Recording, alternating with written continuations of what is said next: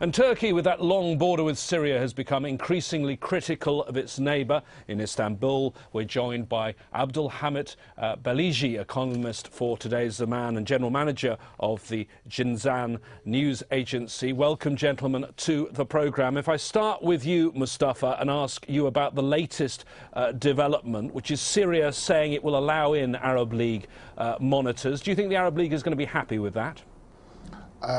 I think before answering your question, we have to put the whole Syrian crisis in a framework where transparency is given. According to that, I think we can see three dimensions of the Syrian crisis. The domestic one, where the Syrian regime under Bashar al-Assad is opposing the opposition and facing people's uprising. And in the second level dimension, we have the regional one, where I can put your question in or classify your question in that category. And the third one is the global international level. So the Syrian crisis is very complicated, and we cannot analyze only one level. So there is a dialectic connection between all three levels. Well, you've categorised my question. Can you answer it now? Can you tell me, what do you think the Arab League response will be? I think Arab League shifted its norms and values regarding to Syria. They suspended Syrian membership in the Arab League because of internal troubles. We have till now the third shock in the history of Arab League. The first one was for Egypt, suspended after Camp David Treaty, and the second for Iraq after invading Kuwait 1990. And now we have suspending for Syria because of internal struggle and internal circumstances. That's historical phenomenon. Arabs are shifting their values and norms toward democracy and freedom. So they took the initiative, the Arab League, and I think they will coordinate and cooperate with the international community, with Turkey, to put more pressure on Syria. So I see the Syrian reaction as a weak. They must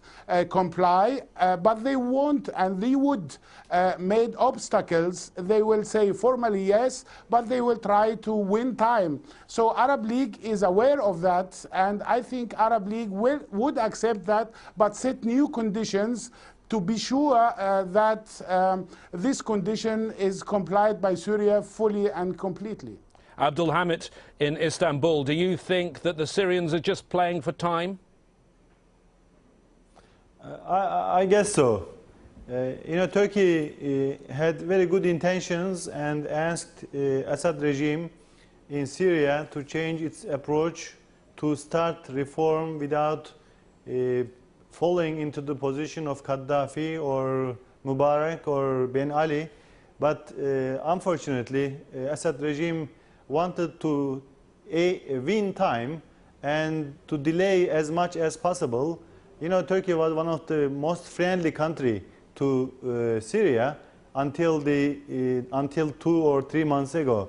But unfortunately, they did not understand their situation well, and they, instead of listening to their friendly country, friendly neighbor, they applied force, they used force against opposition, against people who are asking same things that were people asking in Tunisia, in Egypt, or in other countries. So I think their attitudes towards Arab League would not be different. So I am a bit pessimistic if those kind of things could help us to reach a solution that could save Syrian people and the Syrian nation. It's very difficult from the time that we lost more than 3,000 people, and I don't think that the people in Syria will accept such kind of health bargains. Dimitri in Moscow, do you think this Arab League delegation of monitors, we hear it's going to be 500 monitors, are going to end up going to Syria? Because the Arab League wasn't only demanding that, it was demanding the tanks come off the streets, and there's no sign of that. Well, I think Syria is very angry with Arab League I'm not sure they will be very welcome in Damascus after, the recent events when, the crowds loyal to Mr. Assad stormed some of the embassies of Arab League members. As for Russia, I don't think Russia supports Assad's regime. Russia supports stability. And Russia is afraid that after the revolution, okay, let's have a revolution there, we had our own revolution and the consequences were very bad. We still remember that after almost 100 years. So Russian approach is, I would say, counter-revolutionary. We are afraid of destabilization. We don't want the country to fall apart. We don't want the minorities, including the ruling minority, the Alawites, to be persecuted. And this is the reason why Russia's approach is pretty conservative. Although I would remind you that our president, Dmitry Medvedev, very bitterly criticized Assad. Mustafa, if we could peek behind the doors in Damascus, the doors of power, and see the advice that was going to President Assad, what do you think we'd see? Because we seem to have the Syrians changing their minds on this, saying at one point they accepted the peace plan, then not going to the summit in Rabat, and now saying monitors can come in. I think Syria is thinking to refuse and to reject the Arab initiative. It would open the door for international intervention. That's exactly what the Syrians are not willing to accept. So they said tactically they are saying yes, but we can assume that they would delay.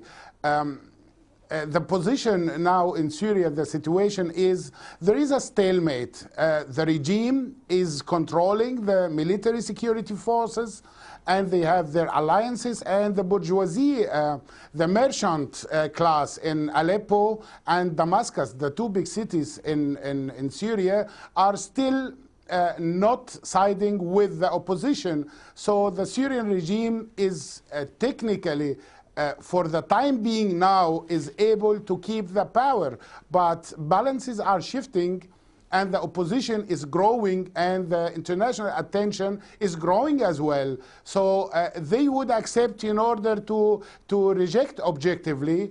And Syrians are thinking as well that the regional level is playing a role as well. Turkey is heavily involved now in countering Assad regime, but Iran is supporting Assad regime, and Israel is thinking they can live with the Assad regime since there is a calm border between Israel and Syria since the last war, 1973. But at the same time, Israel is afraid if the regime changed in Syria and radical forces are coming to power, so they will not have this calm situation anymore. On the other hand, they would think if the Syrian regime changed, which is an important ally to Iran, then Israel would win, so Iran would lose. So we have a double-edged circumstances in Syria, and every regional power is looking to Syria. They have their benefits and they have their contradicted interests. Arabs, where traditionally the power centers are in Cairo and Riyadh, are witnessing now how Qatar is moving forward and taking the initiative and lead the Arab action with Egypt and Saudi Arabia together in order to put an end to the suppression of Syrian people. So balances within the Arab states are shifting, balances in the region are shifting because there is a very hard competition between Turkey and Iran over the dominance in Syria. I can remember a very famous book of Patrick Seal written in 1960s, The Struggle Over Syria, and I think the title of this book is still relevant to the crisis in Syria. We have a regional level which is really very determinant for the circumstances in Syria. In comparison to Libya, as example, Libya we had the domestic level and the international one.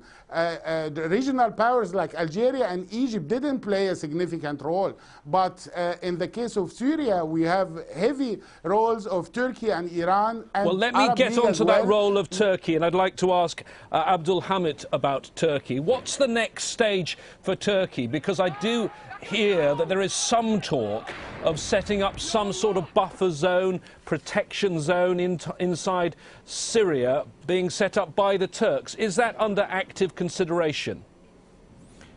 I guess it is one of the considered opinions, but not yet policy. As far as I know from the sources close to the government, they are considering creating such a buffer zone in a situation that we could have hundreds of thousands of people flooding from Syria.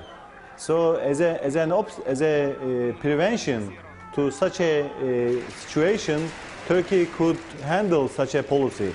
But so how would that work? It would be rather like the zone that was set up to protect the Kurds in northern Iraq. Would it be similar to that was set up in the early 90s? It would be, yes, it would be similar. You know, in early 90s, there was 500,000 Kurdish people were getting away from Saddam, and they came across the Turkish border. So Turkey do not like to repeat that situation and like to stop such kind of people migration in masses in the Syrian side. So far until today, there is not such an idea. But Dimitri, sure can I ask Turkey you how that would be seen in Moscow? Because some might see a protection zone becoming an opposition enclave, a bridgehead for the opposition forces.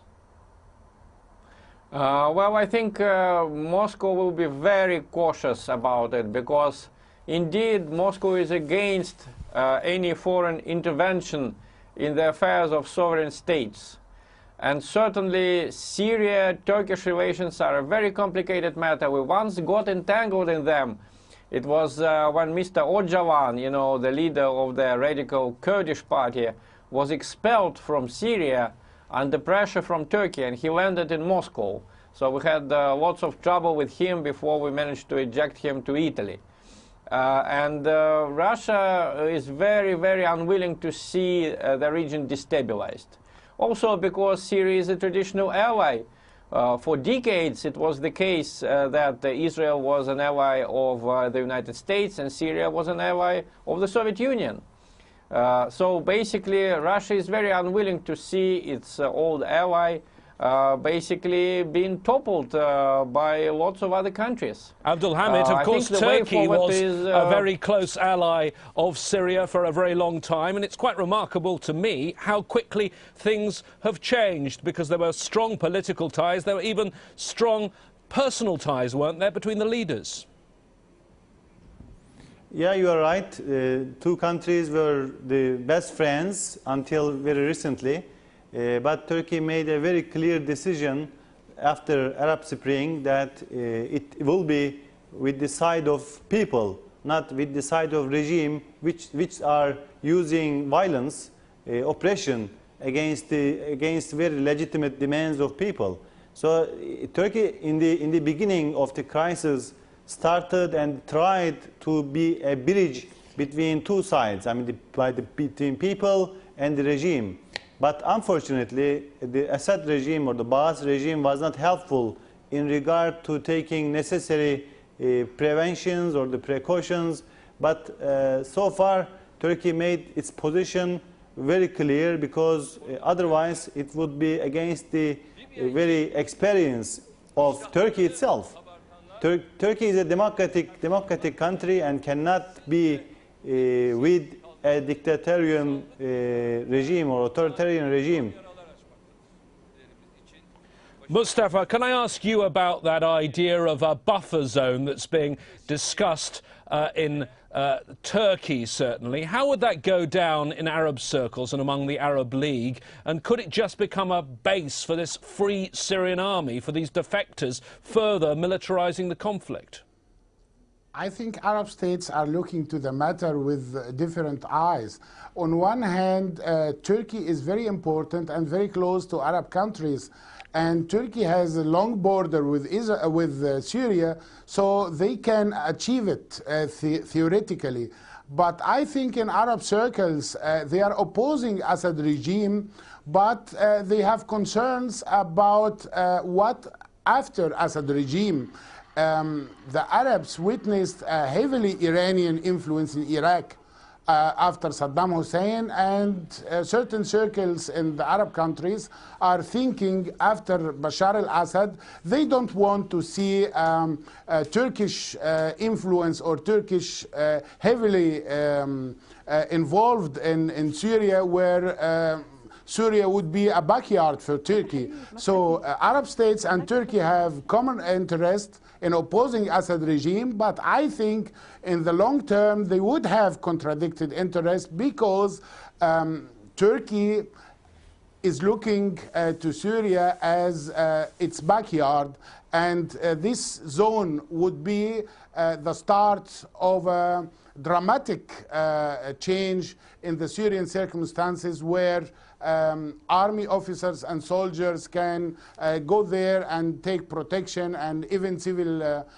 people in Syria. So nobody is supporting Syrian regime among the Arab countries, with a few exceptions, but nobody is willing to see Syria as a Turkish dominion after Bashar al-Assad. So the whole crisis is double-edged, and I think Arabs, even Russia and Turkey have common interests, but at the same time contradicted ones. For the time being, every party is seeking its common goals with others, but I think after the fall of Bashar al-Assad, which is practically the case, Bashar al-Assad cannot hold the power for so long time with only naked force. They have to have a political solution, and they are not capable to do that the whole last 8 months. Dimitri, can I ask you about that? Bashar al-Assad won't survive.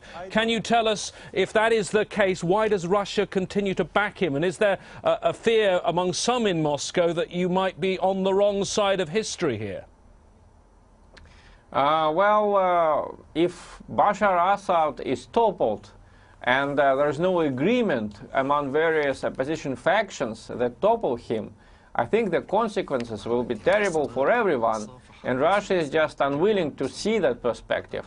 I think Israel is also unwilling, because who knows what will come from unstable Syria. So basically, Russia does not support Bashar al-Assad because he is a dictator. Russia, in fact, is just unwilling to see Syria disintegrating. Russia is unwilling to see a new revolution in Syria. Surely what Russia wants to protect is its naval base, its only port on the Mediterranean, and all those oil contracts, isn't it? That base has not been used for a long time. It's an old asset that we probably needed during the Cold War, but we don't need it that much now. But certainly there is a long relationship, and Syria still owes us $11 billion, which it wrote, which we have agreed to write off 3 years ago, and there are new debts for all kinds of things that Russia has been selling to Syria. So there are commercial interests also. But the main problem now is not even commercial attitude, but security attitude. Syria is not too far from Russia's borders, after all. Before the Second World War, the French even contemplated, when Russia was in fact sort of an ally of Germany, the French even contemplated bombarding Azerbaijan from Syrian territory. So it's getting closer and closer to Russia's borders, and that also worries Russia. Abdülhamit, can I ask you about one of those points that Dimitri raised there, which is without Assad there will be civil war and chaos. Quickly, your response to that. I guess Assad is playing to that notion, because he says that other than me there is chaos. The alternative is chaos, which is not the case. And Tunisia is a very good example. In Tunisia, people got rid of their ruler, dictator, and now they have been able to elect their government and their parliament. And so far, so good. There is no contradictions or negative scenarios. But I would not agree with my friend from Cairo that Turkey is seeking kind of dominion in Syria by creating a buffer zone. No, I mean, Turkey has no desire to create such a buffer zone, but it feels that it may be under obligation to take some measures if certain situations emerge. So Turkey looking the region and to the Arab Spring on a value-based understanding that democracy and the freedoms are for the good of people and the region, and it's very difficult so far to continue stability with dictatorships. So this Thank is you, the notion, Abdülhamit. And thanks to all our guests in Cairo, Mustafa story. El-Labad in Moscow, Dmitry Babic, and in Istanbul, Abdülhamit Bilici. And thanks to you for joining us here on this edition of Inside Story. If you want to get in touch with us, the email is the way to do it. Your thoughts, your suggestions, and if you must, your complaints, send them to insidestory@aljazeera.net. For now, bye-bye.